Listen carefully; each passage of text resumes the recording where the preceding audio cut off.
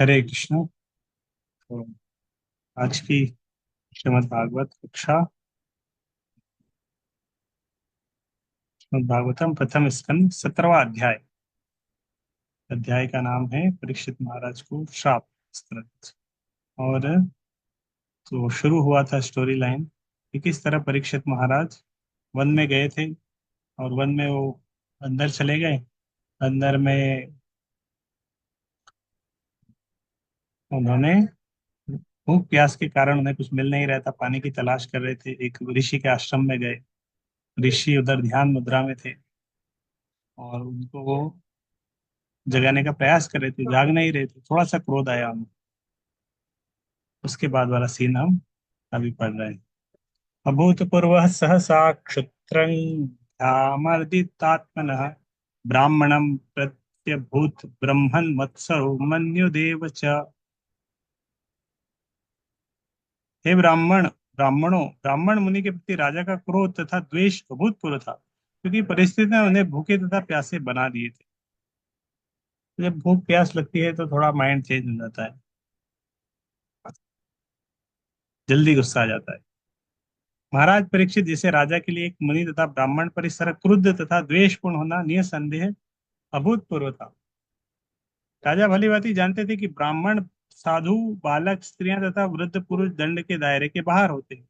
इसी प्रकार राजा भले ही भयंकर भूल क्यों न करे, कभी गुनाहगार नहीं माना जाता।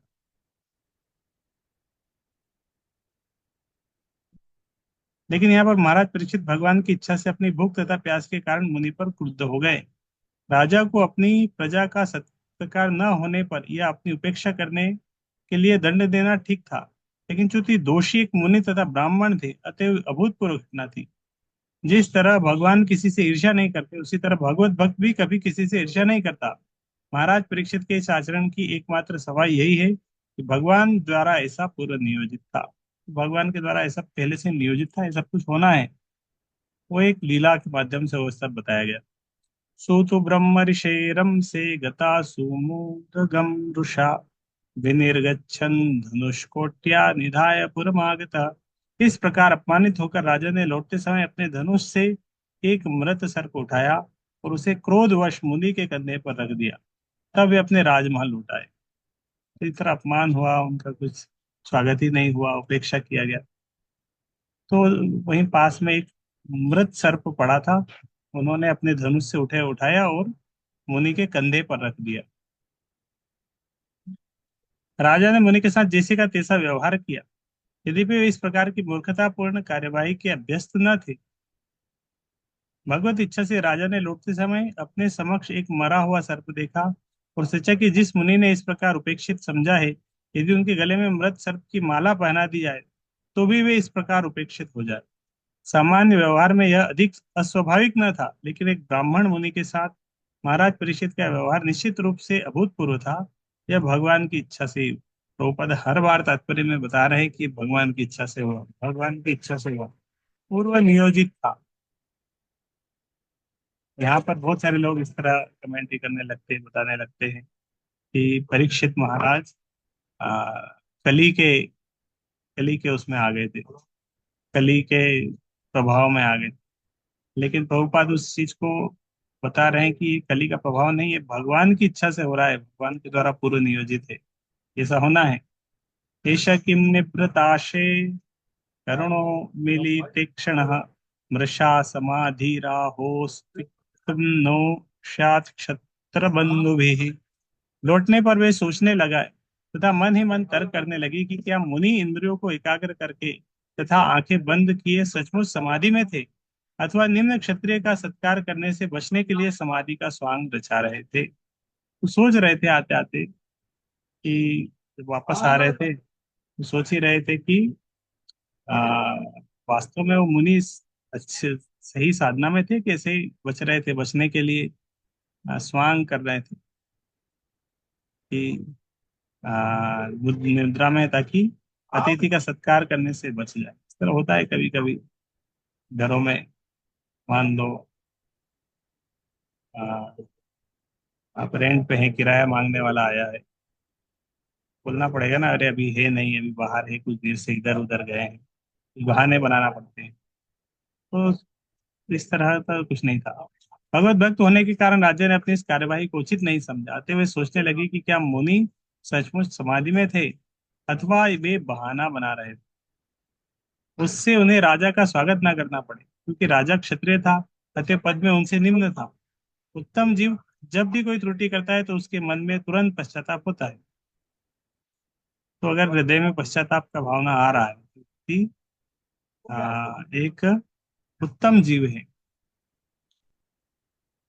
श्री विश्वनाथ चक्रवर्ती ठाकुर तथा श्री संजीव गोस्वामी यह नहीं मानते थे कि राजा का यह कार्य उनके विगत दुष्कर्मों के कारण था।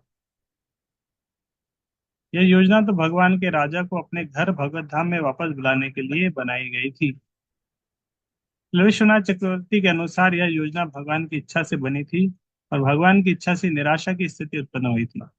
योजना यह थी कि राजा के इस तथाकथित दुष्कर्म के लिए कली के प्रभाव से दूषित हो चुका एक अनुभव विहीन ब्राह्मण बालक शाप देगा। इस तरह यह अच्छा ही होगा कि राजा अपने घर बार को छोड़ सकेगा और श्री सुखदेव गोस्वामी के साथ संबंध होने से श्रीमद् भागवत प्रस्तुत होगा। तो हमारे आचार्य होते हैं कि ये सब भगवान की इच्छा से हुआ है,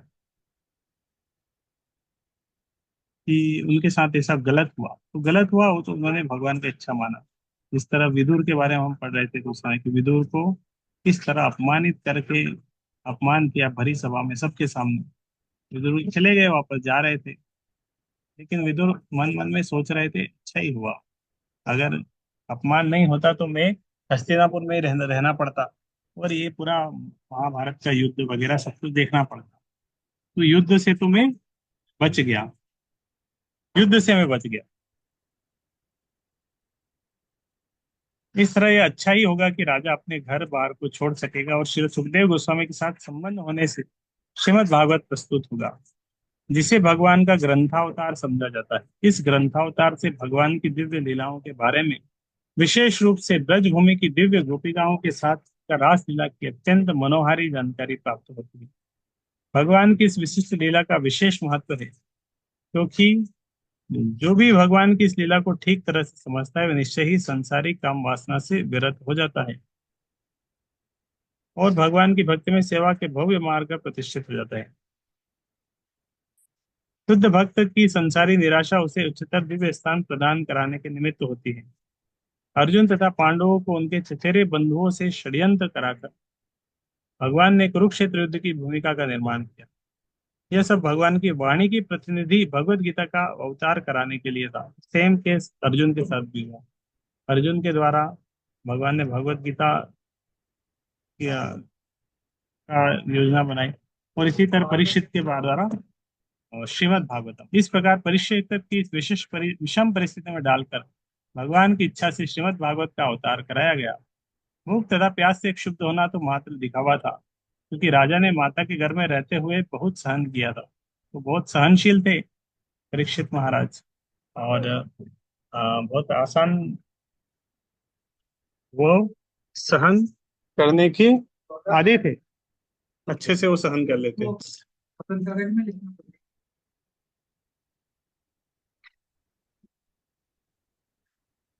तो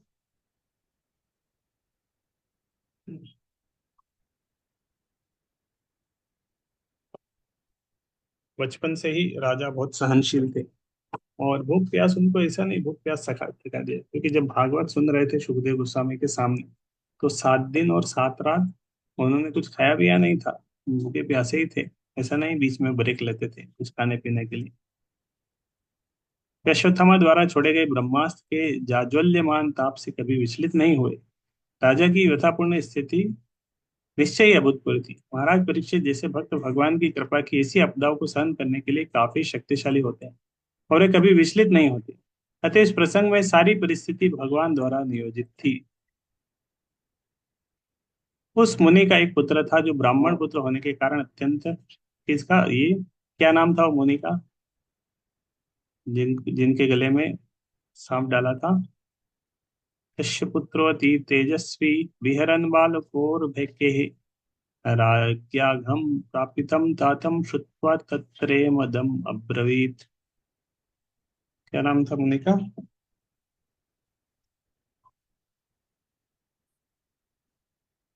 शमिक ऋषि। शमैक ऋषि ने नाम था। जब वह अनुभवहीन बालकों के साथ खेल रहा था तभी उसने अपने पिता की विपत्ति सुनी जो राजा द्वारा लाई गई थी। तो बालक वहीं पर इस प्रकार बोला। तो उनका बेटा था, वो खेल रहा था, अभी तो बच्चा था, खेल रहा था, उसके पास इंफॉर्मेशन गई इस तरह। महाराज परीक्षित के उत्तम शासन के कारण अल्पवयी बालक जो अभी अन्य अनुभवहीन बालकों के साथ खेल रहा था योग्य ब्राह्मण के समान तेजस्वी हो सकता था। यह बालक श्रृंगी नाम से जाना जाता था। उसे अपने पिता से ब्रह्मचर्य की अच्छी शिक्षा प्राप्त हुई थी जिससे वह इसी आयु में एक ब्राह्मण के समान शक्तिशाली हो गया था। लेकिन चूंकि कलयुग जीवन के चार आश्रमों की सांस्कृतिक धरोहर को विनष्ट करने के अवसर के ताक में था, अतएव इस अनुभव शून्य बालक ने कलयुग को अवसर प्रदान किया कि वह वैदिक संस्कृति के क्षेत्र में प्रविष्ट हो सके। कली के प्रभाव से जीवन के निम्नतर आश्रमों के प्रति घृणा के भाव का प्रारंभ इस ब्राह्मण बालक से हुआ और इस तरह दिन प्रतिदिन सांस्कृतिक जीवन क्षीण होता गया। तो कली के प्रभाव से, कली का प्रभाव धीरे धीरे बढ़ रहा था, ब्राह्मण बालक ने इस तरह किया। इस तरह ब्राह्मण अन्याय के पहले शिकार महाराज परीक्षित हुए। इस प्रकार कली के आघात के प्रति राजा द्वारा किया गया जाने वाला संरक्षण शिथिल पड़ गया। ब्राह्मणों का अन्याय आगे चल के भी बहुत कुछ किया इस तरह ब्राह्मणों के द्वारा बहुत कुछ हुआ। कैसे सनातन धर्म वर्णाश्रम तोड़ा गया। पहले शिकार थे परीक्षित महाराज। अहो अधर्मः पालानां पीयूनां बलिभुजामिव स्वामिन्घ्यं यद दासानां द्वारपालां शुनामिव। बालक श्रृंगी ने कहा, अरे शासकों के पापों को तो देखो, जो अधिशासी दास सिद्धांतों के विरुद्ध कौवों तथा द्वार के रखवाले कुत्तों की तरह अपने स्वामियों पर पाप ढाते हैं। ब्राह्मणों को समाज रूपी शरीर का शिर तथा मस्तिष्क माना जाता है और क्षत्रियों को बाहुओं की आवश्यकता। शरीर को सभी प्रकार की क्षतियों से बचाने के लिए, लेकिन बाहुओं को सिर तथा मस्तिष्क के निर्देशों के अनुसार कार्य करना है। यह प्राकृतिक व्यवस्था है जो परमेश्वर बता दी गई। श्री भगवद गीता में पुष्टि की गई है कि चारों वर्ण जिनके नाम ब्राह्मण क्षत्रिय वैश्य तथा शूद्र है, मनुष्य के गुणों तथा उनके कार्यों के अनुसार निर्धारित किए गए हैं। तो ये सब ब्राह्मण क्षत्रिय वैश्य शूद्र और हमारे शरीर के कारण होते हैं सिर, हाथ, पेट और पाँव। इस तरह बताते हैं कि ब्राह्मण जो है वह सिर के समान है, हाथ है वो क्षत्रिय के समान है, रक्षा करते हैं। इंटेलिजेंट कहाँ से आती, सिर से आती है। पेट क्या काम है, खाने का काम। शुद्ध वैश्य बिजनेस, और शूद्र पैर, सेवा करना सबका। मनुष्य के गुणों का उनके कार्यों के अनुसार निर्धारित किए गए हैं। ये ब्राह्मण क्षत्रिय वैश्य शूद्र किस तरह है, गुण के अनुसार, जन्म के अनुसार नहीं। तब है कि ब्राह्मण के पुत्र के लिए अपने योग्य पिता के निर्देशन में ब्राह्मण बनने के अच्छे अवसर प्राप्त होते हैं। तो जन्म से नहीं है, लेकिन फिर भी जन्म से होता भी है, क्योंकि जिसका जन्म ब्राह्मण कुल में हुआ उसके लिए ब्राह्मण बनना आसान है, फिर उसको वही इस तरह वातावरण मिलता है और इसका कल्टिवेशन मिलता है, तो आसानी से ब्राह्मण बन जाता है। ब्राह्मण के गुण उसमें आ जाते हैं। तो इसी तरह को वातावरण मिलता है। इस तरह श्लोक आता है, जन्मनः जायते शुक्रः संस्कारात् भवेत् विद्यते वेद पाठात् भवेत् ब्रह्म ज्ञानात्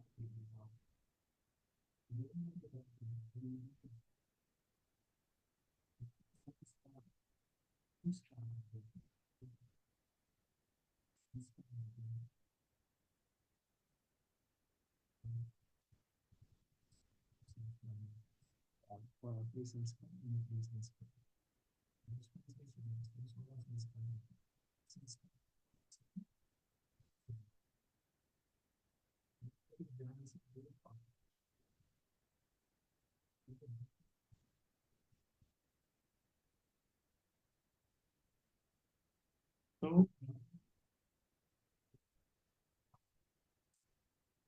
इस प्रकार चिकित्सा के पुत्र के लिए योग्य चिकित्सक बनने का अच्छा अवसर है। इस प्रकार व्यवस्था अत्यंत वैज्ञानिक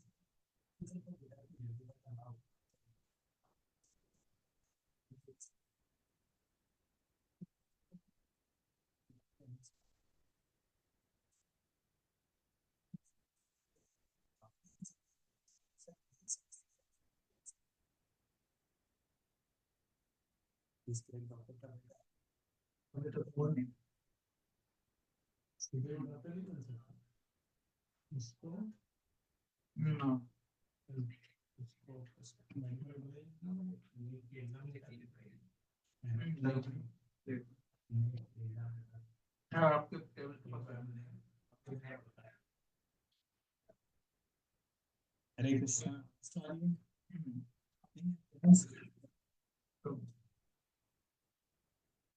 हरे कृष्णा। मिनट।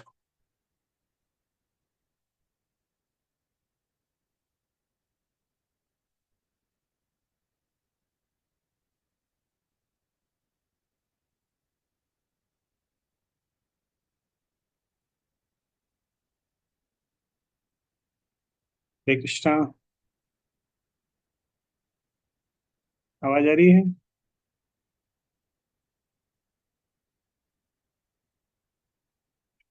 ओके। ठीक है। तो यहाँ पे चल रहा था कि किस तरह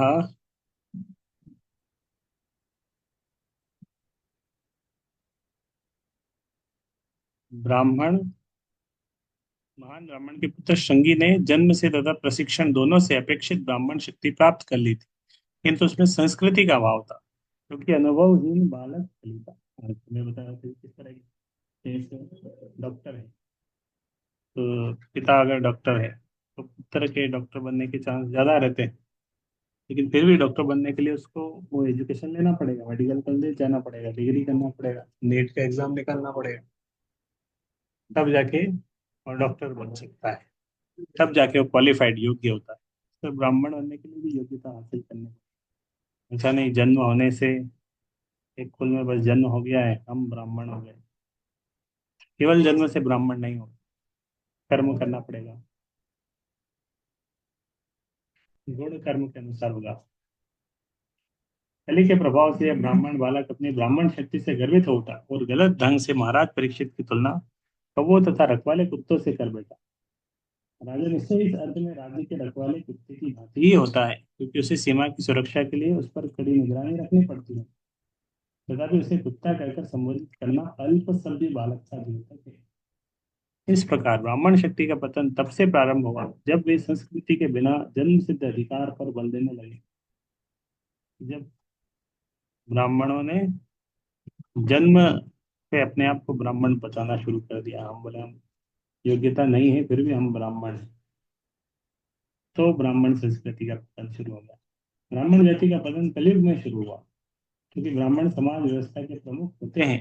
अतः समाज के अन्य वर्ण भी पतित होने लगे। ब्राह्मणों के पतन का यह सूत्रपात संगी के किताब के लिए अत्यधिक पश्चाताप का कारण बना, जैसा कि हम आगे देखेंगे। तो शंगी ने श्राप दे दिया तुरंत, और पिताजी पता चला तो वो आके मिला भी नहीं, इतना इतना जल्दी था उसको कि वो जहाँ इंफॉर्मेशन सुनने में आया तुरंत वो उधर ही स्टॉप दे दिया। आके पिताजी को देखे मिले कैसे हैं पिताजी, चर्चा करे, बिना किसी चर्चा के सीधे डिसीजन ले लिया। ब्राह्मणे क्षत्र बंधुर्हि गृहपालो निरूपितः स कथम तद ग्रहे वास्तव सभाण्डम उक्तमर्हति। राजाओं की संतानें निश्चित रूप से द्वार रक्षक कुत्ते नियुक्त हुई है और उन्हें द्वार पर ही रहना चाहिए। तो किस आधार पर ये कुत्ते घर में घुसकर अपने स्वामी की ही थाली में खाने का दावा करते हैं? अनुभवहीन ब्राह्मण बालक अच्छी तरह जानता था कि राजा ने उसके पिता से पानी मांगा था और उसके पिता ने कुछ जवाब नहीं दिया। उसने एक असभ्य बालक के लिए उपयुक्त अशिष्ट ढंग से अपने पिता की असत्कारशीलता की सफाई देने का प्रयत्न। उसे राजा का ठीक से सत्कार न किए जाने का तनिक भी दुख न था। इसके विपरीत वह गलत काम को कलयुग के ब्राह्मणों की भांति लाक्षणिक ढंग से वैध ठहरा रहा था। उसने राजा की तुलना दरवाजे के कुत्ते से की। अतः राजा के लिए ब्राह्मण के घर में घुसकर उसी पात्र से जल मांगना अनुचित था। कुत्ते के स्वामी ही पालता है, लेकिन इसका अर्थ यह नहीं होता कि वह स्वामी की ही थाली में खाए और पिए। ये झूठी प्रतिष्ठा की मानसिकता ही पूर्ण सामाजिक व्यवस्था के पतन का कारण है। और हम यह देख सकते हैं कि इसका सूत्रपात एक अनुभव शून्य ब्राह्मण बालक ने किया था। जिस प्रकार कुत्तों को कमरे तथा चूल्हे चौके में नहीं घुसने दिया जाता, भले स्वामी ने कुत्ता ही पाल रखा हो, उसी प्रकार श्रृंगी के अनुसार राजा को कोई अधिकार नहीं था कि वह श्रमिक ऋषि के घर में घुसता। बालक के मत से राजा ही गलती पर था, उसका अपना पिता नहीं। और इस तरह अपने शांत रहने वाले पिता को न्यायपूर्ण ठहराया गया। तो सफाई दे रहा है, पिताजी अपने पिताजी की गलती को बिल्कुल एक्सेप्ट नहीं किया, और बोल रहा है किस तरह उनको घर में अंदर नहीं आना चाहिए, राजा को भागना नहीं चाहिए। कुत्ते का उदाहरण दिया। तो पहले के समय लोग कुत्तों को एंट्री नहीं देते थे घर में, कुत्ते घर के बाहर रहते थे, खिलाना पिलाना सब उनका डीलिंग घर के बाहर उनसे होता था, अंदर उनकी एंट्री नहीं थी। कुत्ता एक कुत्ता जो रखते हैं, कुत्ता जो पालते हैं, वो तो एकदम किस अम, ब्राह्मण क्षत्रिय वैश्य शूद्र, ये चार वर्ण व्यवस्था है। और शूद्र के नीचे आता है फिर बाकी सब, चांडाल आता है उसमें। तो चांडाल के पास कुत्ते रहते हैं, कुत्ते खाता भी है, उसके साथ खेलता है, कुत्तों के साथ रहता है, उसका पालन पोषण करता है। बाकी लोग के घर के बाहर रहता है, जो कुछ करना होता है घर के होता है, घर में एंट्री नहीं देना चाहिए।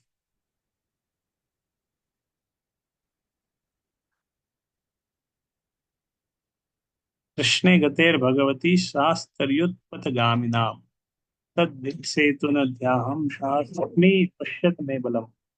सबों के परम शासक भगवान श्री कृष्ण के प्रस्थान के पश्चात हमारे रक्षक तो चले गए, लेकिन ये उपद्रवी फल फूल रहे हैं। अतः इस मामले को मैं अपने हाथ में लेकर उन्हें दंड दूंगा, अब मेरे पराक्रम को देख। तो ब्राह्मण बालक सोच रहा है कृष्ण के जाने के बाद ये शासक हमारे साथ अन्याय कर रहा है। वह अनुभवहीन ब्राह्मण अल्प ब्रह्म तेज से गर्वित होकर कलयुग के जादू से प्रभावित होगा। महाराज परीक्षित ने कलयुग के चार स्थानों में रहने की छूट दे दी थी, जैसा कि पहले कहा जा चुका है। किंतु राजा के अत्यंत दक्ष शासन में कली को इन नियत स्थानों में कहीं भी रहने का स्थान न मिल पाया। अतः कलयुग अपनी सत्ता जताने की ताक में था, और भगवान की कृपा से उसे इस गर्वित अनुभवहीन ब्राह्मण बालक रूप में छिद्र मिल गया। यह छोटा सा ब्राह्मण विनाश के लिए अपना तेज दिखाना चाह रहा था, और उसने महाराज परीक्षित जैसे महान राजा को दंड देने की धृष्टता की। और भगवान कृष्ण के प्रयाण के बाद उनका स्थान ग्रहण करना चाह रहा था।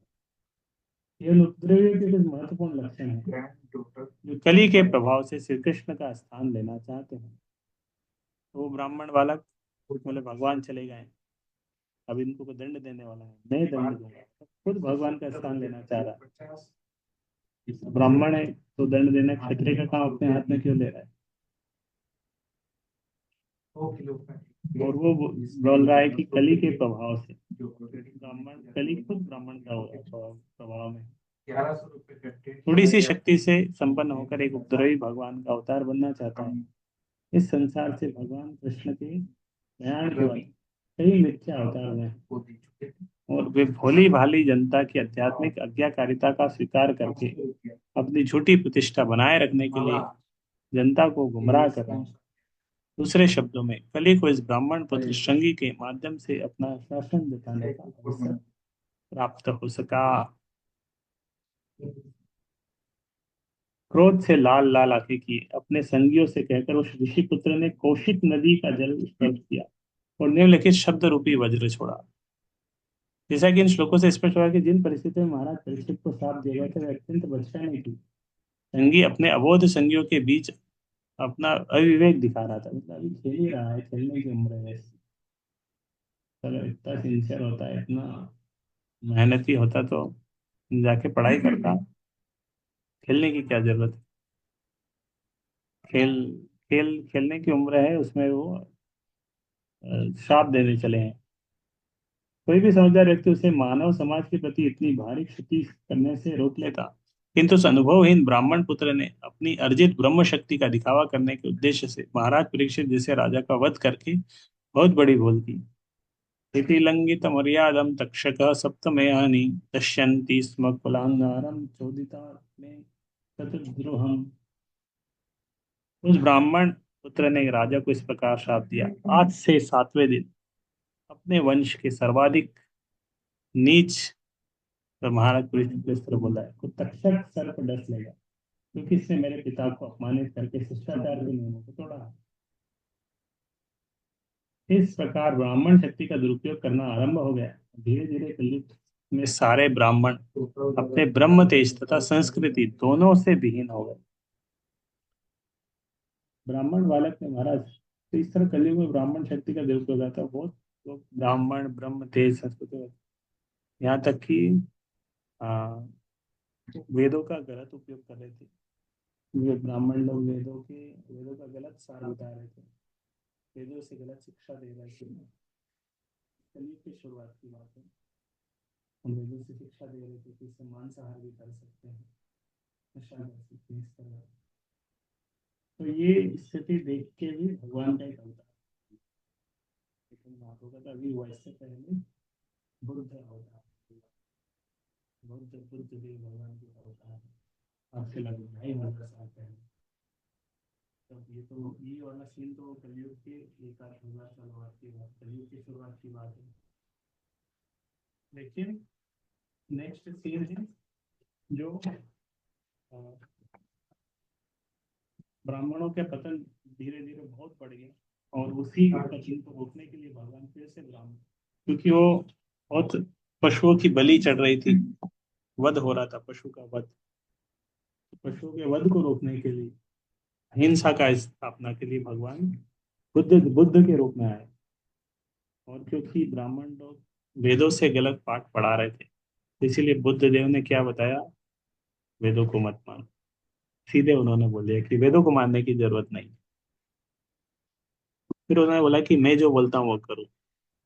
अगर वेदों को रिजेक्ट कर दिया तो बुद्ध को फॉलो कर रहे हैं, तो बुद्ध तो भगवान ही है, इसीलिए इनडायरेक्टली उनका वही होगा, उन्नति ही होगा।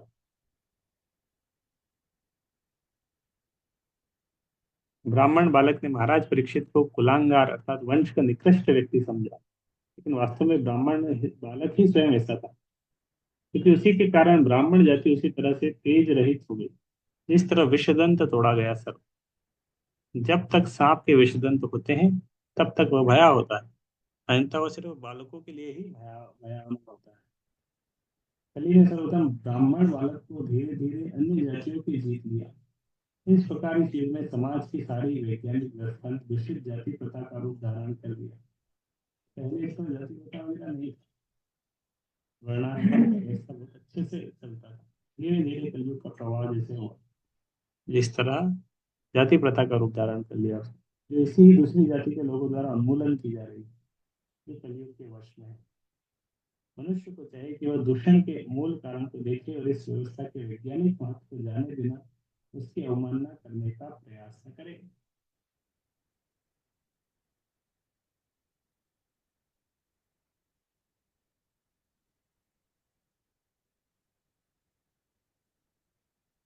ततो भेत्याश्रमं आलो गले सर्प कलेवरम इतरम विक्षुब्धार्तो मुक्तकंठोरुदोहः। तत्पश्चात जब वह बालक आश्रम को लौट आया, तो उसने अपने पिता के गले में सर्प देखा, और उद्विग्नता के कारण वह जोर से चिल्ला उठा। बालक प्रसन्न तो नहीं हुआ था, क्योंकि उसने बहुत बड़ी भूल की थी, और वह रोककर मन को हल्का करना चाह रहा था, रोककर मन को हल्का करना चाहता। तो आश्रम में प्रवेश करके जब उसने अपने पिता की दशा देखी तो वह जोर से चिल्लाया, और उसने उसे राहत मिल सके। लेकिन बहुत देर हो चुकी थी, पिता ने पूरी घटना पर खेद प्रकट किया। उसके पिताजी भी दुखी हो गए थे जब देखा करे मेरे बेटे ने श्राप दे दिया। तवांगीरसो ब्रह्मन् श्रुत्वा सुतविलापनम् उन्मिल्य शक्ने नेत्रे पृष्ठा चांसेम्रतोरगम। हे ब्राह्मणों, अंगिरा मुनि के वंश से उत्पन्न उस ऋषि ने अपने पुत्र का चिल्लाना सुनकर धीरे धीरे अपनी आंखें खोली, और अपनी गर्दन के चारों ओर मरा हुआ सर्प देखा। विसर्जतं च पप्रच्छ वत्स कस्माद्विरोधिषु केन वा ते अपकृतमित्युत्तरः स न्यवेदयत्। उन्होंने मरा हुआ सर्प एक और फेंक दिया। अपने गले में देखा इतना बड़ा सर्प है, वो भी मरा हुआ है, तो उठा के फेंक दिया। पर अपने पुत्र ने पूछा कि वह क्यों रो रहा है, क्या उस किसी ने उसे चोट पहुंचाई है। यह सुनकर बालक ने जो कुछ घटना घटी थी उसे कह सुनाया। तो फिर बालक ने बता दिया कि उसने श्राप दे दिया है, वो घटना का सीन, वो कुछ सब कुछ उसने बताया। पिता ने गले में सड़े पड़े हुए सर्प को अधिक गंभीरता से नहीं लिया, उन्होंने उसे फेंक दिया। वास्तव में महाराज परीक्षित से कोई बहुत बड़ी भूल नहीं हुई थी, लेकिन मूर्ख पुत्र ने उसे गंभीरता से ले लिया। कली के वश में होने से उसने राजा को श्राप दे दिया। इस तरह उसने एक सुखद इतिहास के अध्याय का अंत कर दिया। अच्छा राज्य चल रहा था, अच्छा शासन चल रहा था, सब कुछ ठीक चल रहा था, लेकिन ये एक ब्राह्मण के, जो कि कली के वश में आ गया, उसके उससे उस इतिहास का अंत हुआ। कलयुग में पतन शुरू हो गया, वर्णाश्रम का पतन शुरू हो गया। निशम्य सप्तमत दरहम नरेन्द्रम सब्रह्मणो नात्मजभम दंडत अहो बत्तान हो महदध्य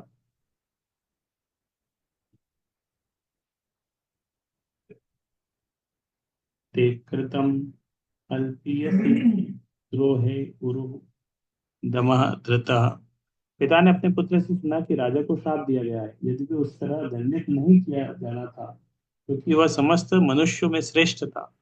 ऋषि ने अपने पुत्र को शाबाशी नहीं दी, अभी तो उल्टे वे यह कहकर पछताने लगे, हाय मेरे पुत्र ने कितना बड़ा पाप कर्म कर लिया, उसने एक तुच्छ अपराध के लिए इतना भारी दंड दे दिया। उसके पिताजी भी दुखी हो गए जब इस तरह सुना कि अरे बेटे ने क्या कर दिया, पूरा गलत काम कर दिया। राजा सारे मनुष्यों में श्रेष्ठ होता है, वह ईश्वर का प्रतिनिधि होता है, उससे उसके किसी भी कार्य के लिए निंदित नहीं होना चाहिए। दूसरे शब्दों में राजा कोई त्रुटि नहीं कर सकता। राजा ब्राह्मण के अपराधी बालक को फांसी की सजा का आदेश दे सकता है, तब भी वह ब्राह्मण हत्या का पापी नहीं बन सकता। यदि राजा कभी त्रुटि कर भी बैठे तो भी उसको अवमानना नहीं होनी चाहिए। कोई चिकित्सक गलत उपचार से किसी रोगी को मार सकता है, लेकिन इसे मारने वालों को कभी मृत्युदंड नहीं दिया था। मान लो किसी डॉक्टर ने गलत ट्रीटमेंट किया, रोगी मर गया, तो मतलब नहीं डॉक्टर को मृत्युदंड दे दे। उसके पहले कितने लोगों को उसने ठीक भी किया है, कितने लोगों की जान बचाई, वो देखना चाहिए। 1,000 लोगों की जान बचाई, एक व्यक्ति मर भी गया उसके हाथों, क्या हुआ। महाराज परीक्षित जैसे उत्तम एवं पुण्यात्मा राजा के विषय में क्या कहा जाए। जीवन की वैदिक शैली में राजा को राजर्षि बनने का प्रशिक्षण दिया जाता है। यदि वह राजा के रूप में शासन कर रहा होता है, केवल राजा द्वारा चलाए जा रहे उत्तम शासन में प्रजा शांतिपूर्वक तथा निर्भय रह सकती है।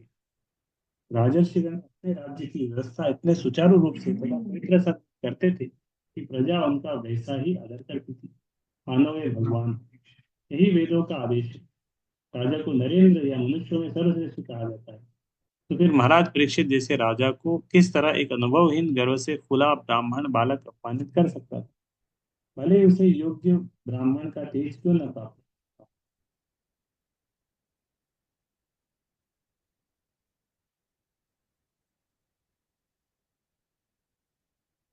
तो हाँ, चूंकि शमक ऋषि एक अनुभवी श्रेष्ठ ब्राह्मण थे, अतः उन्होंने अपने इस अधम पुत्र के कार्यों का समर्थन नहीं किया। अभी तो अपने पुत्र के किए हुए पर वे पश्चाताप करने, उसके पिता पश्चाताप करने लगे, गलत हो गया पुत्र के द्वारा। सामान्य नियम के अनुसार राजा श्राप की सीमा से परे होता है। तो फिर महाराज परीक्षित जैसे उत्तम राजा के विषय में क्या कहा जाए। राजा का अपराध अत्यंत नगण्य था, उसे मृत्युदंड देना उस समुचित ही श्रृंगी के लिए बहुत बड़ा पाप था। इसलिए शमी ऋषि को पूरी घटना पर पश्चाताप किया। उसके पिताजी समझ गए कि राजा की कोई गलती नहीं, गलती मेरे पुत्र की है, इसने ये उसने उन्होंने कोई पाप नहीं किया, इसने बहुत बड़ा पाप किया है। पश्चाताप कर रहे थे पाप के लिए। न वे नभिर्नर देवं पराख्यम सम्मातुमर्हस्य विपबद्धे यत्तेजसा दुर्विषहेण गुप्ता विन्नन्ति भद्राण्य कुतो भया प्रजा। हे बालक, तुम्हारी बुद्धि अपरिपक्व है, अतएव तुम्हें ज्ञान नहीं है कि राजा मनुष्यों में सर्वोत्तम और भगवान के तुल्य होता है। की तुलना कभी भी सामान्य लोगों के साथ नहीं की जा सकती। उसके राज्य के नागरिक उसके दुर्दम तेज से सुरक्षित रहकर समृद्धिमय जीवन व्यतीत करते हैं। अलक्ष्माणे नरदेव नाम्ने रथांगपाणो अयमंगलोकः तदा हि चोर प्रचुर विनक्षति क्षमाणः अविवरुद्धवत् क्षणात्। हे बालक, एक छत्र राज सत्ता द्वारा रथ चक्र धारण करने वाले भगवान का प्रतिनिधित्व किया जाता है। और जब राज सत्ता ही मिट जाती है तो सारा संसार छोरों से भर जाता है। तितर बितर मेमनों की भांति असुरक्षित प्रजा को तुरंत परास्त कर देते हैं। तो राजा अगर नहीं रहेगा तो क्या होगा? प्रजा के जो चोर डाकू हैं, सब पनपने लगेंगे, बढ़ जाएंगे, उनको रोकने वाला कोई नहीं रहेगा। राजा रहता है, राजा से डरते हैं सब। और कोई गवर्नमेंट नहीं है तो चोर उचक्के ही रहेंगे उस शहर में। श्रीमद् भागवत के अनुसार एक क्षत्र राजा परमेश्वर का प्रतिनिधित्व करता है। राजा को भगवान का प्रतिनिधि कहा जाता है क्योंकि उसे जीवों की रक्षा करने के लिए देवी गुण अर्जित करने का प्रशिक्षण दिया जाता है। कुरुक्षेत्र का युद्ध भगवान ने अपनी असली प्रतिनिधि महाराज युधिष्ठिर को प्रतिष्ठित कराने के लिए सुनियोजित किया था। यदि आदर्श राजा को संस्कृति तथा भक्ति से युद्ध कौशल में प्रशिक्षित किया जाए तो वह पूर्ण राजा बनता है। ऐसी व्यक्तिगत राजसत्ता तथा कथित प्रजातंत्र से श्रेष्ठ होती है, जिसमें कोई प्रशिक्षण तथा उत्तरदायित्व नहीं होता। आधुनिक प्रजातंत्र के चोर तथा उचक्के जनमत के गोलमाल द्वारा चुनाव लड़ते हैं और विजय होने पर जनता का भक्षण करते हैं। एक प्रशिक्षित राजा हजारों व्यर्थ के धूर्त मंत्रियों से श्रेष्ठ होता है। क्या? और यहाँ पर संकेत दिया गया कि महाराज परीक्षित के से एक क्षत्र राज्य के उखड़ने से जनता पर कलयुग के प्रहारों के द्वार खुल जाता है। जनता कभी भी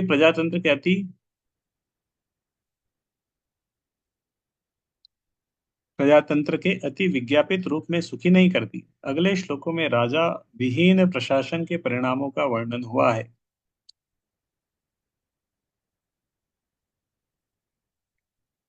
राजा की शासन प्रणाली के समाप्त होने तथा धूर्तों एवं चोरों द्वारा लोगों की संपत्ति लूटने के कारण बड़े बड़े सामाजिक विघ्न आएंगे।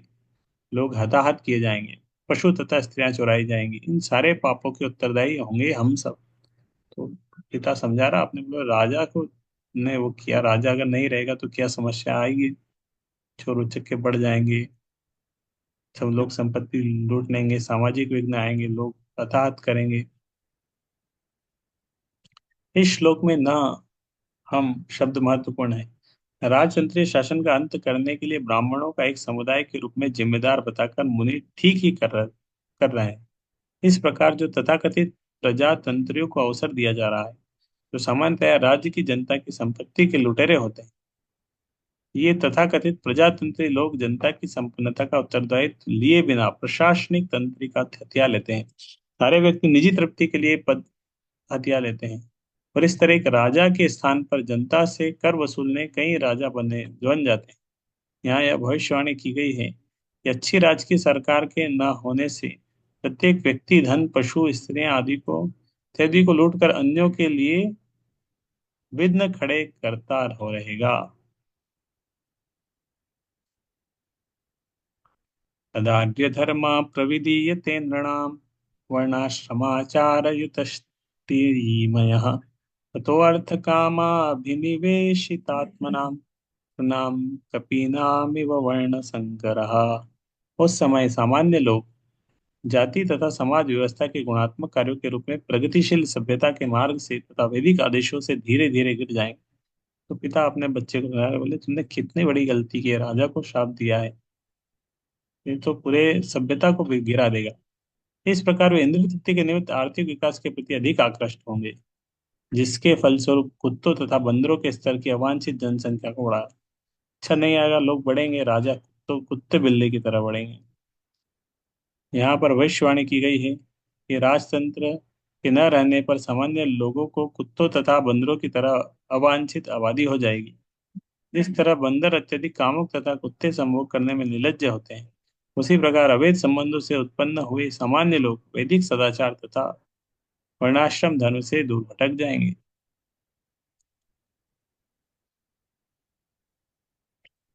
वैदिक जीवन शैली आर्यों की सभ्यता का प्रगतिशील अभियान है। आर्यगण वैदिक सभ्यता में प्रगतिशील होते हैं। वैदिक सभ्यता का गंतव्य भगवान के धाम को वापस जाना है, जहाँ न जन्म है, न मृत्यु, न जरा, न रोग। वेद हर एक को भौतिक जगत के अंधेरे से दूर रहने और भौतिक आकाश से अति दूर आध्यात्मिक जगत के प्रकाश की ओर बढ़ने को आदेश देते हैं। गुण के आधार पर वर्णों की प्रथा तथा आश्रमों का वैज्ञानिक विधि से आयोजन भगवान तथा उनके प्रतिनिधि रूप महर्षियों द्वारा किया गया है। जीवन की पूर्ण शैली भौतिक तथा आध्यात्मिक दोनों वस्तुओं के विषय में सभी प्रकार का उपदेश देती है। वैदिक जीवन शैली किसी भी मनुष्य को बंदरों तथा कुत्तों की तरह रहने की अनुमति नहीं देती। इंद्रिय तृप्ति तथा आर्थिक विकास की अधम सभ्यता ईश्वर विहीन या राजा से रहित जनता के द्वारा जनता के लिए कहे जाने वाले जनतंत्र का उप उत्पाद है। अतएव लोगों को अपने ही द्वारा चुने गए अधम प्रशासन के लिए छू चपड़ नहीं करनी चाहिए।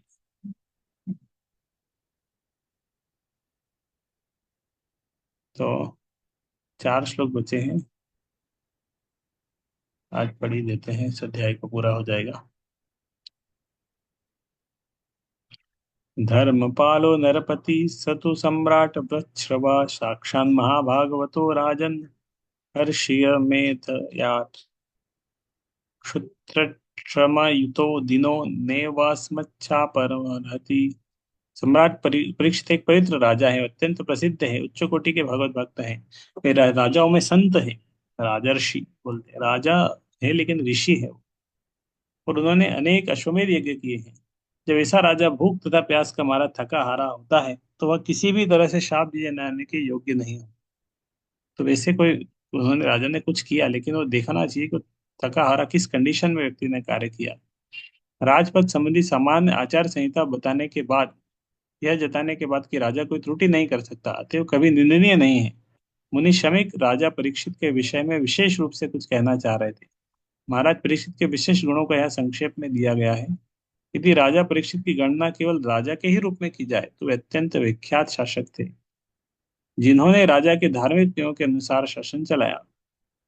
शास्त्रों में समस्त वर्णों तथा आश्रमों के कर्तव्य बताए गए हैं। भगवद गीता में क्षत्रिय के जिन गुणों का उल्लेख है वे सारे के सारे सम्राट परीक्षित में विद्यमान थे। अध्याय पढ़ा था ना हमने शुरुआत में, उसमें बहुत सारे गुण आए थे राजा की कि युधिष्ठिर महाराज ने बुलाया था सारे उनको परीक्षित के जन्म के समय। वो सब बता रहे थे परीक्षित महाराज कितने महान राजा होंगे आगे चलने के बाद। और उस समय उन्होंने बता भी दिया था कि आगे चल के इनको श्राप मिलेगा। वे भगवान के महान भक्त भी थे, स्वरूप सिद्ध व्यक्ति थे। ऐसे राजा को श्राप देना कदाचित उचित नहीं है जब वह भूख तथा प्यास से थका मांदा हो। इस तरह शमीक ऋषि ने सब तरह से स्वीकार किया कि महाराज परीक्षित को अत्यंत न्यायपूर्वक श्राप दिया गया। यद्यपि सारे ब्राह्मण इस घटना से दूर थे, फिर भी उस ब्राह्मण बालक के बचकाना कार्य ने सारे विश्व की स्थिति बदल दी थी। इस प्रकार ब्राह्मण ऋषि समीक ने संसार की उत्तम व्यवस्था के अधपतन का सारा उत्तरदायित्व ग्रहण कर लिया। तो इस तरह उन्होंने क्या किया, मान लो ब्राह्मण का बालक है लेकिन एक्सपेरिमेंट करने के चक्कर में या बचकाने बचपने के कारण उन्होंने श्राप दे दिया। मान लो कोई साइंटिस्ट बड़ा वैज्ञानिक है, लेबोरेटरी में उनकी लेबोरेटरी में एटम बम रहता है। तो एटम बम को वो एटम बम के साथ एक्सपेरिमेंट, एटम बम सिखाते समय एक छोटा कोई बालक एटम बम को चला देता है, उससे वो एटम बम जाके एक देश को उड़ा दे, तो गलती हो जाती है ना। इसी तरह यहाँ छोटे बालक ने कुछ किया। तब ऋषि ने सर्वव्यापी भगवान से अपने अप्रोढ़ तथा बुद्धिहीन पुत्र को क्षमा करने के लिए प्रार्थना की, जिसने ऐसे व्यक्ति को श्राप देने का महान पाप किया था जो समस्त पापों से मुक्त था और राष्ट्रीय एवं सभी प्रकार से रक्षा किए जाने के योग्य था। तो फिर जो पिता शमीक ऋषि शमीक ऋषि क्या कर रहे हैं, भगवान से प्रार्थना करने लगे कि उनके बेटे ने गलती कर दी। भगवान से प्रार्थना कर रहे हैं कि भगवान मेरे बेटे से गलती हो गई है, क्षमा करें इसको। प्रत्येक व्यक्ति अपने पवित्र या पापपूर्ण कार्य के लिए जिम्मेदार होता है। ऋषि शमीक को यह पहले से दिख गया कि उसके पुत्र ने महाराज परीक्षित को श्राप देकर महान पाप किया है, क्योंकि वे एक पवित्र शासक थे, महाभागवत होने के कारण समस्त पापों से मुक्त थे, अतः ब्राह्मणों द्वारा रक्षणीय थे। जब भगवत भक्त के प्रति अपराध किया जाता है तो उसके फलों से छुटकारा पाना अत्यंत कठिन होता है। सामाजिक व्यवस्था के प्रधान पद पर होने के कारण ब्राह्मणों का कर्तव्य है कि वे अपने आश्रितों को सुरक्षा प्रदान करें, न कि श्राप दें। ब्राह्मणों को उनको सुरक्षा प्रदान करना चाहिए, न कि श्राप दे। ऐसे अवसर आए जब ब्राह्मण ने अपने अधीन क्षत्रिय या वैश्य को उग्र श्राप दिया है, किंतु महाराज परीक्षित के साथ कोई ऐसी बात न थी, जैसा कि कहा जा चुका है। मूर्ख बालक ने ब्राह्मण होते होने के नाते निरे गर्व के कारण ऐसा किया था, अतः वह ईश्वरीय नियम द्वारा दंड का भागी था। तो उस बालक ब्राह्मण को दंड दिया जाना चाहिए, उसके अंदर बहुत गर्व था, अहंकार था। भगवान ऐसे व्यक्ति को कभी क्षमा नहीं करते जो उनके शुद्ध भक्त की अवमानना करता है। अतएव राजा को श्राप देकर मूर्ख श्रृंगी ने न केवल पाप किया था, अपितु सबसे बड़ा अपराध किया था। अतएव ऋषि देख सके कि केवल पूर्ण पुरुषोत्तम भगवान ही उनके पुत्र को इस पाप से बचा सकते हैं। अतएव उन्होंने क्षमा याचना के लिए सीधे भगवान से प्रार्थना की, क्योंकि भगवान ही ऐसी बात को मिटा सकते हैं जिसको बदलना असंभव होता है। ऋषि ने उस मूर्ख बालक के नाम पर क्षमा याचना की, जिसमें तनिक भी बुद्धि का विकास नहीं हुआ था। यहाँ पर प्रश्न उठाया जा सकता है कि चूंकि इसी भगवान की इच्छा थी कि महाराज परीक्षित उस विषम परिस्थिति में पड़े जिससे जिससे उनका उद्धार हो सके, तो फिर क्यों एक ब्राह्मण बालक को इस अपराध के लिए उत्तरदायी ठहराया गया? इसका उत्तर यह है कि यह अपराध एक बालक से ही हुआ था, अतः उसे आगे आसानी से क्षमा किया जा सकता था। इस तरह पिता की प्रार्थना स्वीकार कर ली गई। लेकिन यदि यह प्रश्न उठाया जाए कि सारी ब्राह्मण जाति को संसारिक मामलों में कली को प्रवेश देने के लिए क्यों उत्तरदायी ठहरा गया, तो इसका उत्तर वराह पुराण में मिलेगा। इसके अनुसार, तो वराह पुराण में बहुत सारे लोग होते हैं कि ब्राह्मणों के कारण इस तरह पतन हुआ, कलयुग में ब्राह्मणों के कारण पतन हुआ। तो इसके बारे में वर्णन एक वराह पुराण में आता है। उसमें किस तरह आता है? उसमें डिस्क्रिप्शन आता है कि जो असुर भगवान के शत्रु थे, किंतु जो भगवान द्वारा मारे नहीं गए थे, उन्हें कलयुग का लाभ उठाने के लिए ब्राह्मण परिवारों में जन्म लेने की अनुमति दी गई। तो कुछ असुर असुर लोग हर हर युग में आते हैं। इस युग में भी असुर लोग आए।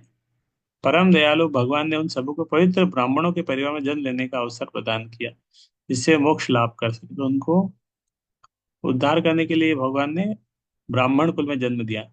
लेकिन असुरों ने इस अवसर का लाभ न उठाकर ब्राह्मण होने के गर्व से फूलकर ब्राह्मण संस्कृति का दुरुपयोग किया। इसका ज्वलंत उदाहरण शमीक ऋषि का पुत्र है।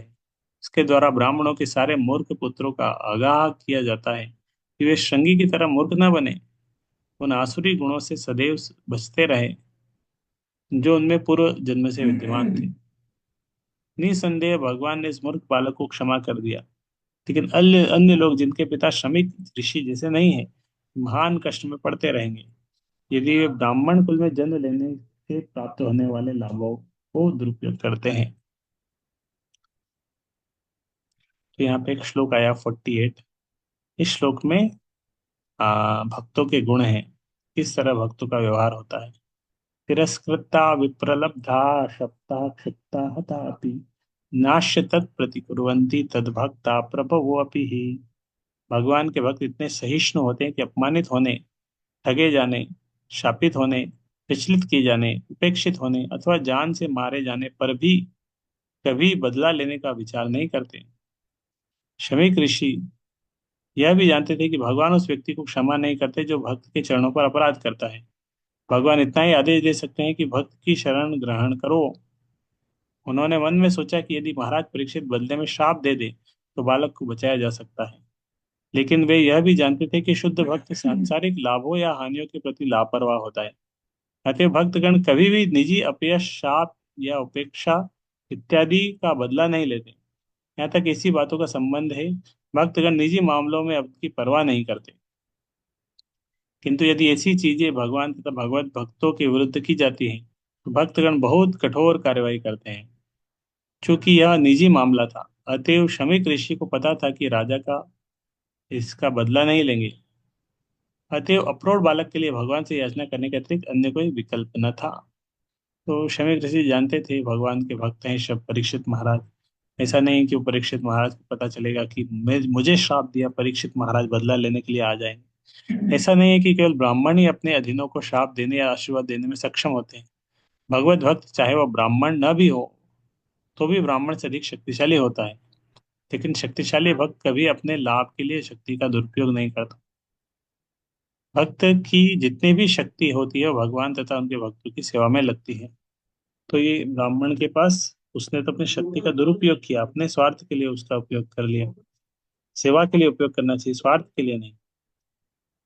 तो इस तरह भक्त लोग के पास भी शक्ति होती है, लेकिन वो उसका शक्ति का दिखावा नहीं करते, दुरुपयोग नहीं करते।